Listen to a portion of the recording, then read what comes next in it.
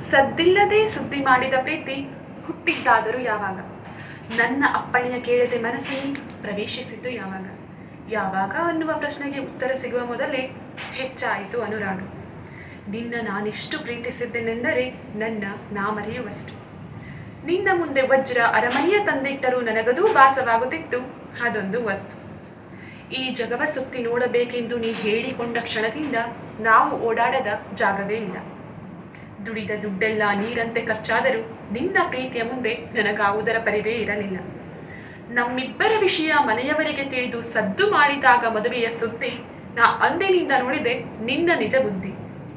ಸ್ನೇಹಿತನಂತೆ ಕಂಡಿದ್ದೆ ನಾನಿನ್ನ ಎಂಬ ಆ ಮಾತು ಹಿಸುಕಿದಂತೆ ಆಯಿತು ಯಾರೋ ನನ್ನ ಕತ್ತು. ಸದ್ದಿಲ್ಲದೆ ಮನವ ಪ್ರವೇಶಿಸಿ ಸುದ್ದಿ ಇಲ್ಲದೆ ಹೊರಡುವ ಮುನ್ನ ನನಗಾದ ಅನ್ಯಾಯಕ್ಕೆ ನ್ಯಾಯ ನೀನೇ ಕೊಡು ಸಖಿ. ಈ ಮಾತನ ಅಂಬಿಸುವ ಮೊದಲೇ ನೀನೀಗಲೂ ಸುದ್ದಿ ಇಲ್ಲದೆ ಆಗಿದ್ದೆ ಬೇರೆಯವರ ಕಥೆಗೆ ನಾಯಕಿ.